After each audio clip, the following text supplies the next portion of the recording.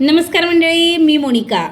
आजच्या आणखीन एका नवीन व्हिडिओमध्ये तुम्हाला सगळ्यांचं अगदी मनपूर्वक स्वागत. तर सगळ्यांनी ओळखलं असेल की या काय आहेत, तर या आहेत टरबूजाच्या बिया. उन्हाळ्यात छान असे टरबूज येतात आणि या बियासुद्धा मग ज्यावेळेस आपण रिकामी असतो तर त्यावेळेस खाण्यासाठी सुद्धा छान असतात. पण आमच्याकडे ह्या ज्या बिया आहेत टरबूजाच्या, आता बरेच जण म्हणतील की टरबूज हे वेगळं असतं, त्याला खरबूज म्हणतात, कलिंगड म्हणतात.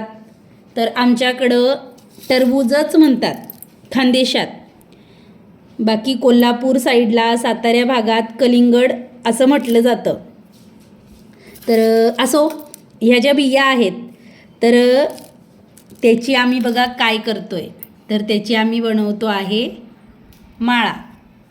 आणि माळा कोण बनवतं आहे? दीपिका. माळा कोणासाठी बनवते दीपिका ही? गौराईसाठी. तर आमच्याकडे की नाही ह्या ज्या टरबूजाच्या बिया असतात, म्हणजे कलिंगडाच्या ज्या बिया असतात, तर त्याची माळ ही गौराईला घातली जाते. रोज वेगवेगळ्या माळा ह्या तयार करून गौराईच्या गळ्यात घालण्याची आमच्याकडे फार पूर्वीपासून प्रथा चालत आलेली आहे.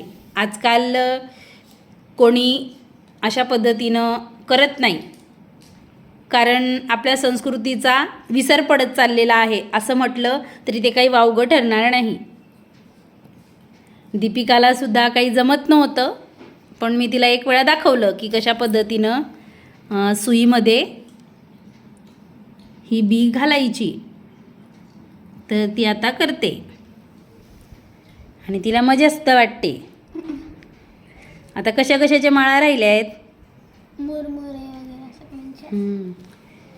मुरमुरेची माळसुद्धा आता दीपिका करणार आहे. आज करशील का उद्या ती? आजच करशील.